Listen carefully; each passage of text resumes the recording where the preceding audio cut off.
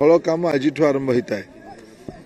आज महाप्रभु जगन्नाथ रथयात्रा भी आज आरंभ, रथ निर्माण भी आज आरंभ हुए, रथ काठर पूजा भी हुए। आज शीतल षष्ठी यात्रार प्रथम पूजा भी आज हुए।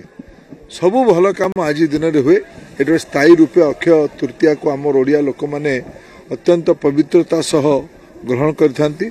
मु आज दिन में ओडिशा आमर देश में आहुरी एक नंबर राज्य हो, ओडिशार प्रगति हो, ओडिया लोक मानक जीवन आहुरी सुखमय हो।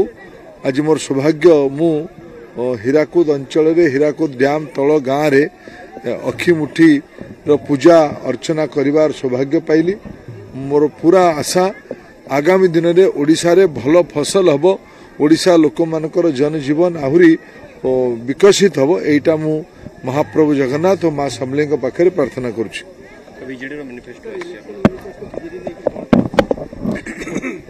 देखो यहाँ मु किछि किछि अंश आज खबर कागज रे पढ़िबार अवसर पाइली।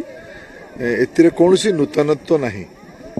दुईटी कथा मु कहिबी प्रारंभिक माउडी अधिका पढ़ले अधिका कहिबी जे एक तो एमाने बारंबार प्रतिश्रुति अनेक गुड़िए विषय देइछन। एमानकर 19 घोषणा पत्र 14 घोषणा पत्र को तुलनीय आशा करले। गुड़िए जिनस विचार शून्यता, कौन सी कल्पता नहीं, इनोवेशन नहीं, कौन सी आइडिया पाखे नुआ नुआ कल्पनार अभाव है। तेणु गोटे कागज दस्तावेज से सामना को आनी गुड़े जिनस भारतीय जनता पार्टी मैनिफेस्टो को कॉपी करिवार चेष्टा कर। मत लगुच कौन सी नूतन तो नहीं। यार किसी बहुत माने समाज भितर चर्चा भी हम नहीं, मोर अनुमान